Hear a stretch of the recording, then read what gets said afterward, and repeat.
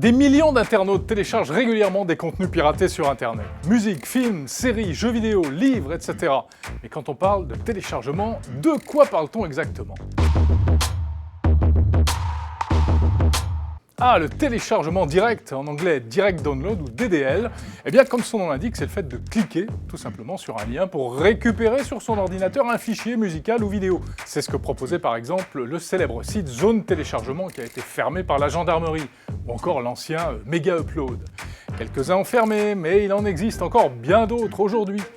Zone Téléchargement n'hébergeait pas directement les fichiers en fait, mais il donnait accès à des contenus stockés ailleurs, et pour cela il passait par un système de protection DL Protect, censé éviter qu'on efface les liens. Mais DL Protect a lui aussi été neutralisé.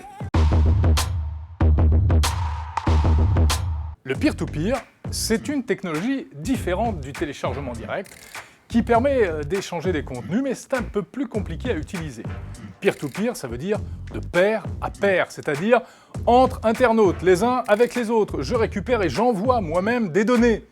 Je suis ton père. Pour cela, il faut des logiciels spécialisés comme Emule, Deluge ou Transmission.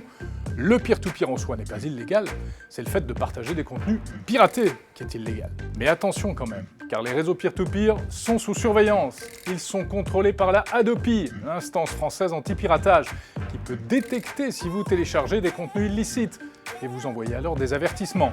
Pour se protéger, beaucoup d'internautes utilisent ce qu'on appelle un VPN, c'est-à-dire un logiciel qui masque l'adresse IP.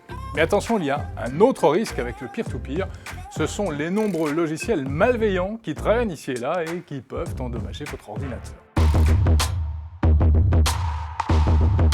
Ah, le BitTorrent, c'est encore autre chose. C'est une technologie qui est utilisée à l'intérieur du peer-to-peer.